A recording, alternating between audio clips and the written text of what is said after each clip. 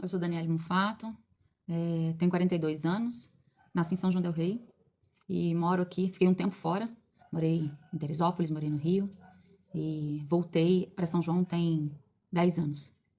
E aqui pretendo envelhecer e criar meus filhos. A história do Pedro começa um pouco antes do autismo, né? Por volta ali dos seus 5 meses de idade, o Pedro começou a apresentar alguns comportamentos estranhos, principalmente em momentos que ele estava em sonolência. Ele parecia que ele perdia assim a afeição, parecia que ele sumia, apagava. E eu comecei a perguntar para as pessoas que estavam por perto, né? Eu morava em Teresópolis na época. E não, todo mundo falava, não, não, isso é coisa da sua cabeça. Ele olhava assim para cima, sabe? Ficava com o olhinho parado, depois voltava. E as pessoas falando que isso era coisa da minha cabeça, mas eu resolvi buscar ajuda médica. E aí eu levei ele ao pediatra, né? E o pediatra dele falou assim: ah, existe uma doença muito grave, mas o Pedro não tem. Ele está dentro dos marcos do desenvolvimento infantil. Então você pode ficar tranquila, porque não é isso. Mas se você está em dúvida, ele ainda disse assim para mim. Eu falei que os mas sempre ajudaram muito o Pedro, porque ele me escutou, né? E ele falou: se você está em dúvida, eu vou te encaminhar para um oftalmologista, porque era alguma coisa na visão, na parte da visão. E aí a gente foi para o oftalmologista, lá em Teresópolis mesmo. Ele fez os exames do Pedro, fez fundo de olho, fez todos os exames que são feitos em bebês. E aí, no final, ele falou assim: ah, eu vou fazer um último teste aqui, só para desencargo de consciência. E nesse último teste que ele fez, ele apagou as luzes do lugar. Eu estava com o Pedro assim, sentado no meu colo. E o Pedro fez a primeira, quando ele jogou o feixe de luz, o Pedro fez a primeira convulsão dele, característica da síndrome de West, que é um tipo, né, de convulsão com formato como se ele estivesse segurando uma bola. E aí ele disse para mim: corre, porque eu já sei até o que seu filho tem. Mas eu não posso fechar o diagnóstico dele. Eu preciso que ele faça um eletroencefalograma, eu preciso que ele seja olhado por um neurologista o mais rápido possível. E, e foi assim que começou a história do Pedro e a maternidade atípica. E aí veio, né? Nós corremos para o Rio, fizemos os exames, fiz eletro, comecei a filmar todas as vezes que o Pedro fazia aquele movimento, né? Que daquele dia em diante começou a só potencializar, o que era uma olhada para cima, começou a ter muitas convulsões durante o dia. E hoje eu sei que o que aconteceu comigo foi um hiperfoco, né? Eu hiperfoquei, eu tinha notado quantas convulsões ele fazia, em qual horário, eu esquematizei tudo, eu filmei tudo e levei esse documento, né? Esse arsenal de documento para a neuropediatra dele, a doutora Andréia, que ela falou: ó, você já adiantou muito a minha vida, né? Agora a gente precisa do eletro. Eu fui para o Rio com ele, nós fizemos o eletro lá, era final de ano, não tinha, tava todo mundo já em recesso de Natal, mas graças a Deus nós conseguimos o eletro, voltamos para Teresópolis, ele foi medicado e em 5 dias o Pedro teve seu diagnóstico, né, de síndrome de West, que é um tipo de epilepsia infantil grave, leva ao estado vegetativo, de difícil controle, né, por isso leva ao estado vegetativo, e ela foi muito assertiva, tanto na medicação quanto nos cuidados com o Pedro. Em 5 dias, o Pedro não fazia mais convulsões. A doutora André é uma médica excepcional, né? Ela está com a gente até hoje. Essa caminhada aí vão fazer 17 anos. 17 anos que ela está com a gente. E sempre muito atenta ao Pedro, né? E ali por volta dos seus 1 aninho, ela começou a sugerir pra gente que o Pedro pudesse ser um menino autista, né? Uma criança autista, um bebê, no caso, na época ainda, autista, que ele apresentava algumas características, mas que ia esperar um pouco mais para fechar o diagnóstico, para ver como ele se desenvolvia, né, na escola, até porque as convulsões do Pedro foram né, no lado direito, onde tem a comunicação, responsável pela comunicação, mas aí a hora que colocou na escolinha, né, foi visível, assim, a diferença entre os pares, a diferença do Pedro com as outras crianças. E aí fechamos o laudo, então, de autista, né, na época, e mantínhamos o controle da epilepsia. É muito comum, né, hoje a gente sabe que é muito comum ter associado a epilepsia ao autismo. E o autismo do Pedro é secundário, foi a epilepsia que desencadeou o autismo. Já tinha ali geneticamente, né, o gatilho para que acontecesse para que o autismo aparecesse, né, foi a síndrome de West. Demorou muito para eu entender que eu podia fazer algo além de ser mãe. Eu fazia faculdade de direito na época e eu larguei a faculdade para poder, no finalzinho já do curso, eu larguei a faculdade para poder cuidar do Pedro. Me dediquei a ele, a a trazer qualidade de vida, a ser terapeuta, a ser mãe motorista, a levar para as terapias, a buscar escola, a ensinar. E mas aquilo não me deixava feliz. Eu não, isso não, me fazia feliz ver o desenvolvimento dele, mas eu achava que tinha algo mais. Até que em fevereiro de 2019 eu falei para o André, meu marido, que eu queria mudar, eu queria fazer algo mais. Então a gente tinha uma empresa aqui em São João, quando a gente já estava morando aqui, né? A gente tinha uma empresa, nós fechamos a empresa, trouxemos o maquinário todo aqui para dentro de casa, continuei trabalhando ainda aqui de dentro de casa, mas chegou em fevereiro, eu falei com ele que até março eu queria mudar e foi exatamente o que aconteceu. A gente, em 2019, em fevereiro de 2019, uma mãe, que é a Leidiane, criou um grupo no WhatsApp para que os pais pudessem trocar informações sobre autismo. E aí, naquele momento, eu entendi que nós éramos muitos, né? Porque eu sempre fui a primeira mãe de autista de todos os lugares. O Pedro sempre foi o primeiro autista de todos os lugares, seja na escola, seja até nos consultórios terapêuticos. A gente não encontrava outras crianças como o Pedro, sabe? Nem no Rio e nem aqui em São João. Então, eu era sempre a primeira mãe de autista de todos os lugares. E era muito difícil, uma luta muito solitária. E aí, com a criação desse grupo, eu comecei a despertar um olhar para mais ampliado, ver a diversidade dos meninos, né? E compreender um pouco mais do que era o autismo, quanto eles eram tão diferentes entre si. E aí foi me gerando, né, uma vontade de fazer alguma coisa a mais pela causa. E aí nós fizemos o primeiro encontro de conscientização do autismo, que foi em abril de 2019. Em junho, nós fundamos a associação. Na época, todo mundo falava, nossa, a gente nem se conhece, como é que a gente vai fazer? Vai criar associação, não sei o quê. Aí eu falei, vamos criar, pelo menos se der tudo errado, a gente está contando tempo aí para a gente poder fazer alguma coisa no futuro. Vamos sem muita coisa, mas sem muita perspectiva, sem muitos objetivos, mas não teve jeito. A gente começou a abrir, né, que a associação existia e as pessoas que, né, iam chegando, mas foi só em fevereiro de 2020 que a gente abriu nossa primeira sede. E nosso primeiro projeto é um projeto de educação física. Ele teve início em fevereiro de 2020 e em março a pandemia chegou e fechou tudo. E nós não conseguimos mais tocar o projeto, né? Nós fechamos a sede, fomos para uma outra sede, que é onde a gente está hoje, através de uma permuta com a Sociedade São Vicente de Paulo, e lá a gente permanece até hoje.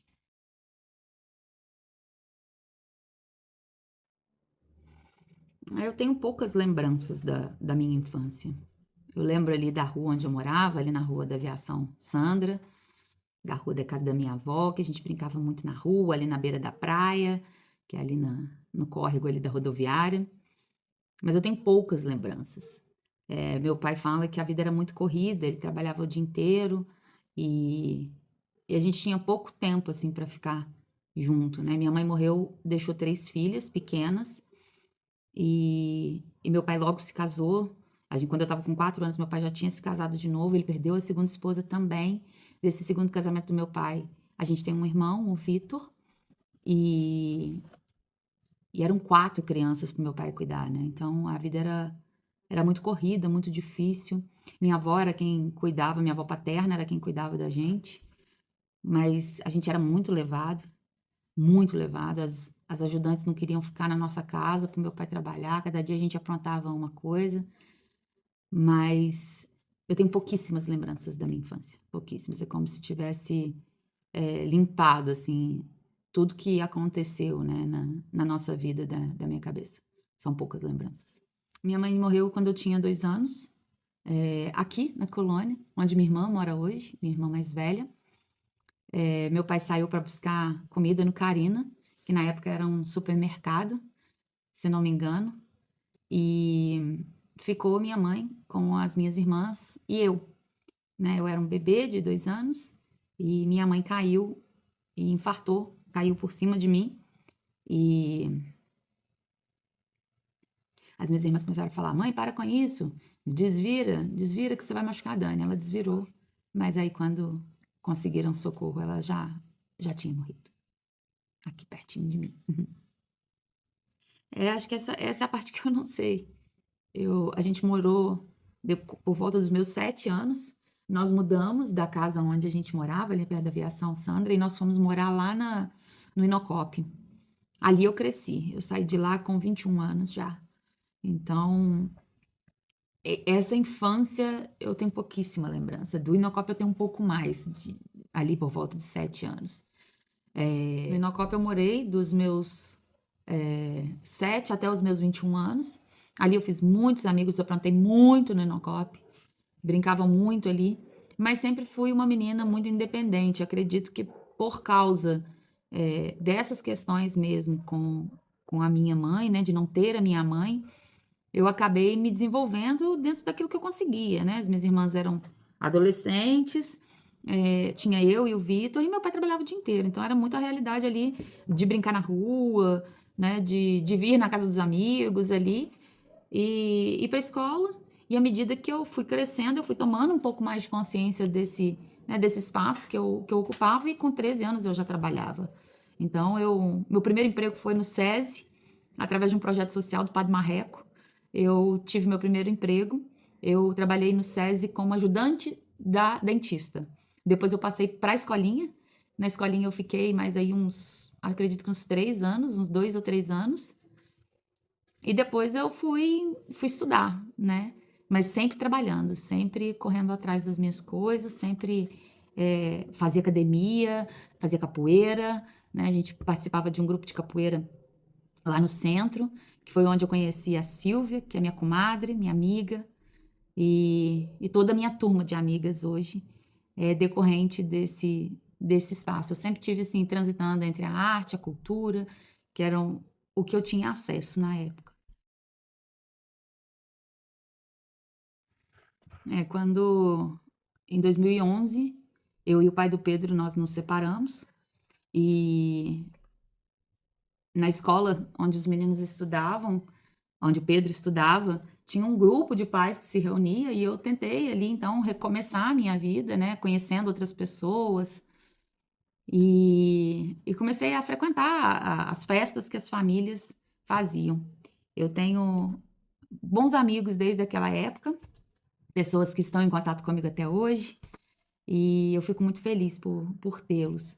E um dia, numa das festas, eu vi um cara bonito, cuidando de uma menina, e eu falei, eu queria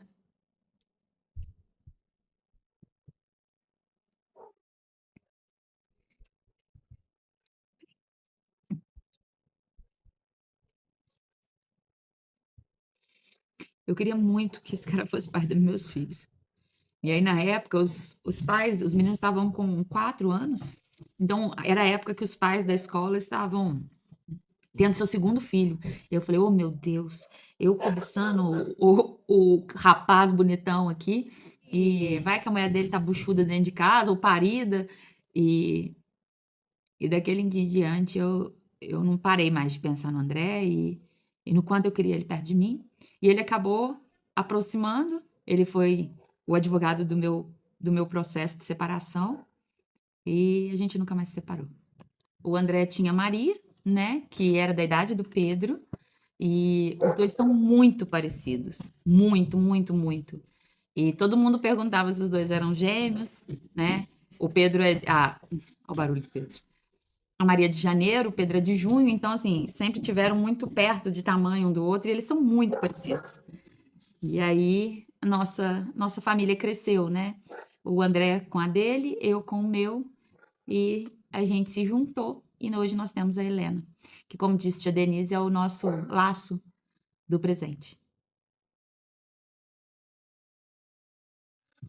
Eu acho que a parte mais difícil de toda a minha luta pela inclusão foi quando eu tive um câncer. Eu estava focada em fazer com que a associação prosperasse, que desse certo, que a gente crescesse, mas no meio de uma pandemia, né, eu ainda apareço com câncer. E aí acho que esse foi o momento mais difícil, assim, porque a incerteza, ou melhor, a certeza da finitude da vida, me fez pensar que talvez eu não conseguiria terminar o que eu tinha começado. Foi muito difícil. E aos poucos também, algumas pessoas foram saindo da associação, né, a gente estava ali na pandemia, ninguém queria dar continuidade no projeto, estava todo mundo preocupado em cuidar de si e eu doente, e foi um momento de muita solidão, assim. Eu tive algumas pessoas que me ajudaram nessa caminhada, né, nesse momento, cuidando da associação, mas eu me senti muito sozinha com relação a esse projeto, né, ao projeto da associação. Porque todo mundo falava para mim: "Ah, vai cuidar da sua saúde, ah, que não sei o quê, ah, vai fazer isso, vai fazer aquilo". Mas para mim era muito importante que eu pudesse ajudar outras pessoas. Afinal, eu sabia o que era o autismo, eu sabia quais eram as características, eu sabia quais eram as consequências, eu sei quais são as consequências de uma criança que não tem tratamento. E isso me tira o sono, isso eu acho que é o que mais me eu brinco sempre quando eu vou dar uma palestra, quando eu vou falar alguma coisa, né, falar para alguma empresa, para algumas pessoas, que eu olho para as crianças e eu vejo neurônios, eu realmente vejo os neurônios, né, e penso o quanto aquela criança poderia estar sendo estimulada, seja na escola, seja na né, recebendo o tratamento adequado, e isso me causa indignação todo dia. Todo dia de pensar que pessoas que poderiam estar fazendo diferença na vida das crianças, às vezes não estão. Então, acho que os momentos mais difíceis, assim, que eu vivi nessa luta da inclusão foram relatos muito pesados, sabe? Essa época da pandemia foi difícil, mas na luta mesmo pela inclusão, eu escutei muitos relatos que me doeram muito, vindo de professores. Eu escutei falando sobre um menino que tinha baixa visão e é uma pessoa autista, de que ele não seria nada. Eu escutei do próprio Pedro, né, que ele não conseguiria acompanhar o conteúdo daquela escola. Eu passei pela exclusão de uma escola, não fazer a inclusão do meu filho. Eu passei por momentos em que eu tive que apontar o dedo e falar: eu não aceito que isso aconteça mais. Se vocês não sabiam, isso aqui é a lei, é isso que eles têm direito. Acho que esses foram os momentos mais difíceis, assim, de ter que bater de frente por um direito que é nosso. E ao mesmo tempo, você ser as pessoas simplesmente não se importarem com isso, ter que ficar lutando por um direito que é nosso, um lugar que a gente já ocupou, mas que mesmo assim todos os dias a gente tem que bater de frente para poder conseguir, resguardar nossos direitos. Começaram a aparecer muitas pessoas, muitas mães, mas ainda não che era engraçado porque, assim, os meninos chegavam numa faixa etária de 8 anos até 13, 14 anos. Não passava disso, sabe. Mas à medida que o tempo foi passando e principalmente depois da pandemia, começaram a chegar meninos muito pequenos, bebês muito pequenininhos, já com características muito evidentes de TEA, e os adultos. Eu acredito que de 2020 final de 2021 para 2022 foi, assim, o ápice da minha luta, sabe, de me enfiar dentro das escolas, de, né, usar do poder que me é resguardado enquanto presidente da associação para defender o direito das pessoas. Junto com meu marido, né, junto com os meus amigos, a gente não deixa que os direitos, todas as denúncias que chegam pra gente, nós vamos atrás, averiguamos, às vezes as escolas chamam a gente, mas é um movimento muito muito cansativo, mas é muito gratificante, principalmente quando a gente tem um retorno positivo depois, né, das escolas, do comportamento dos meninos e ver que valeu a pena a gente ter ido, conscientizado sobre bullying, conscientizado sobre autismo, e que é assim, que é esse o caminho, né, acho que é só assim que a gente vê qual que é o caminho é esse, não tem outro. A maternidade foi a maior barreira. As pessoas me viam como mãe, elas não me viam como profissional. Eu falei isso outro dia numa convenção, né, que nós participamos. Eu fui encorajada por uma outra mãe a estudar. Eu fui encorajada pela psicóloga do Pedro a estudar. E através desses incentivos dessas pessoas, eu fui ganhando cada vez mais conhecimento e cada vez mais eu podia questionar como a inclusão estava sendo feita. Mas sem dúvida nenhuma, a maior barreira que eu tinha era a barreira de ser mãe de uma criança autista. Porque eles sempre me olhavam como a mãe que acha que o filho consegue tudo, né? Que passa a mão na cabeça do filho. E, E é engraçado, assim, que foram poucas as vezes que eu falei nos ambientes onde o Pedro estava. E aí, através dos estudos, eu comecei a me aprofundar e eu comecei a entender o que era associação, porque até isso eu tinha muita dificuldade, eu nunca tinha feito parte de nenhum movimento social antes. E, e isso ficou assim por muito tempo sem entender. Eu não entendia muito bem. Eu tinha várias ideias, eu tinha várias coisas que eu queria fazer, mas eu não entendia muito bem como funcionava. Então, por muito tempo, eu não entendi qual era a minha função enquanto presidente. E quando eu entendi, quando eu me empoderei disso, aí ninguém me segurava mais. Eu comecei a bater de frente com a escola, a bater de frente com o diretor, a bater de frente com o sistema que tolhia os meus meninos, né? Eu chamo meus porque são meus, eu tenho eles no coração, de fazerem, né? De terem seus direitos de inclusão, de ir para a escola, de ter atendimento médico, enfim. Eu acho que a maior conquista foi não ter deixado aspas fechar nos momentos mais difíceis. Por muitas e muitas vezes, muitas pessoas que passaram pelo caminho me aconselharam a fechar. Eu tive muita vontade de fechar. Eu me sentia muito sozinha.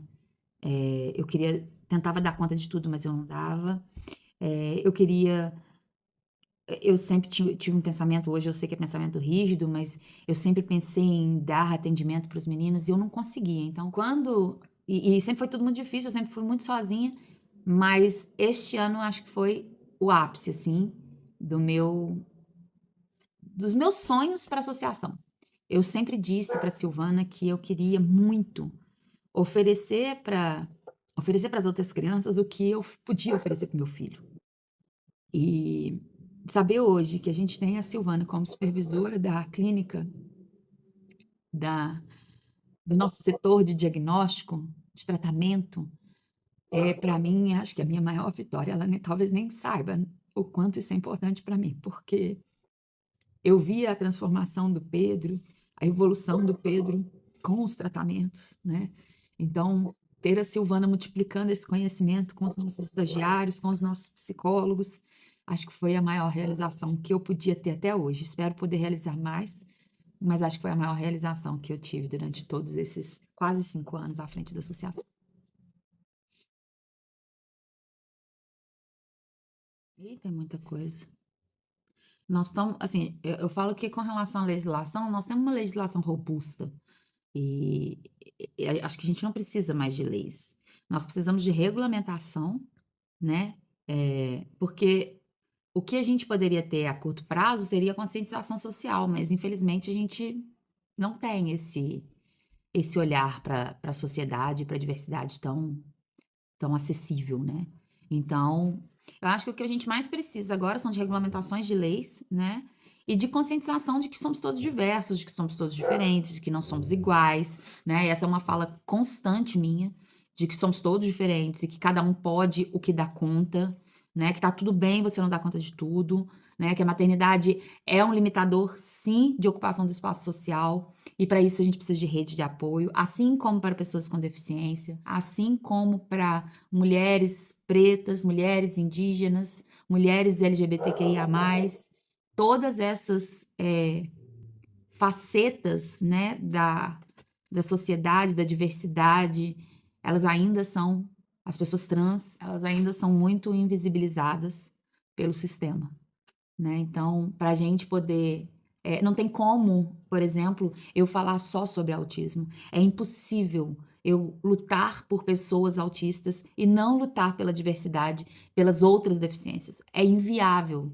Não tem como falar de autismo e não falar de pessoas com deficiência, porque a luta é a mesma, né? Então, pensar numa proposta que englobe todas as pessoas com deficiência e a neurodiversidade talvez seja uma dos maiores projetos que pode acontecer, né, para que aconteça uma inclusão real, né? Uma vez o André estava dando uma palestra e ele falou sobre unificação, né? E ele explicou que a unificação é quando a gente não precisa mais falar de inclusão.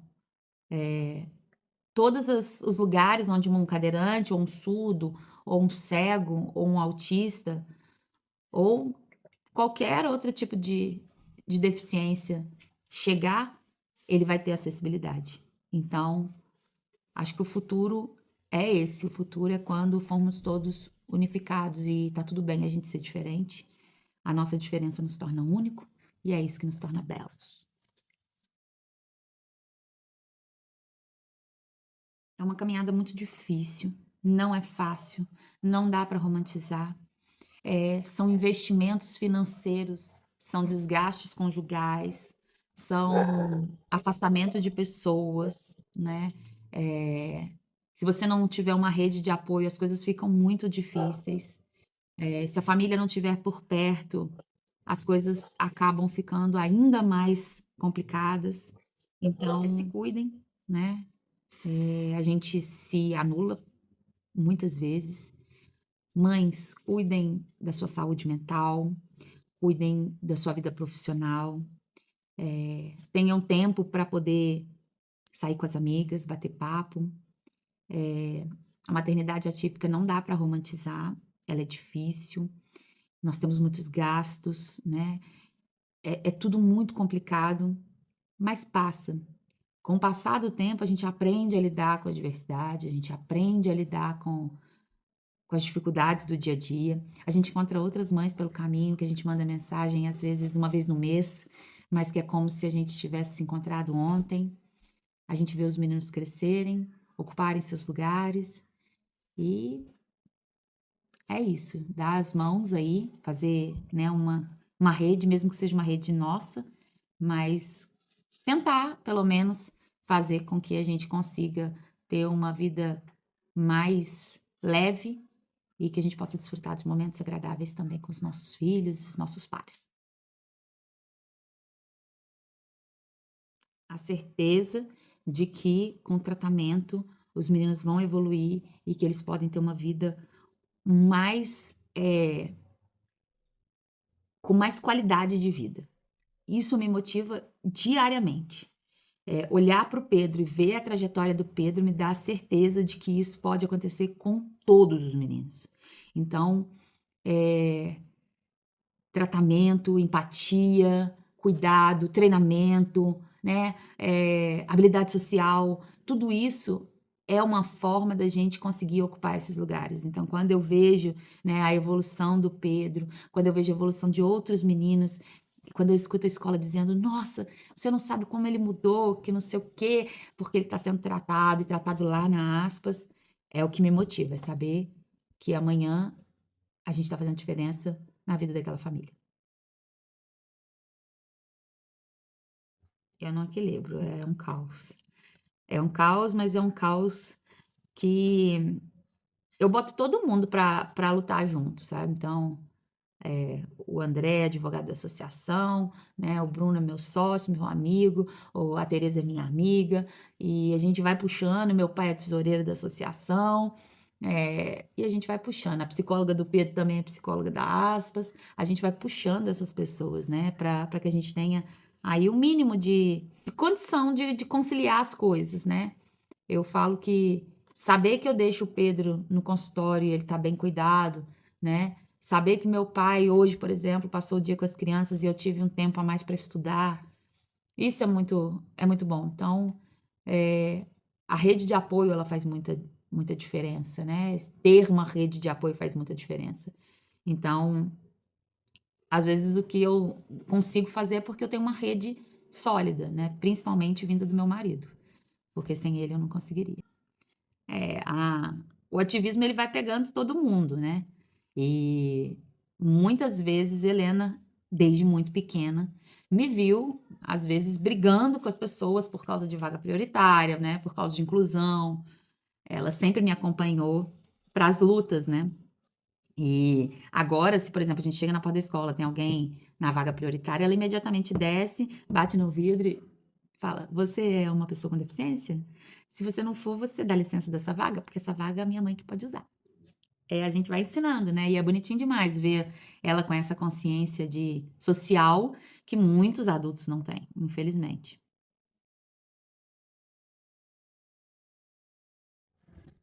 Eu acredito que a única forma que a gente pode efetivamente fazer a inclusão acontecer e fazer uma transformação social é na escola.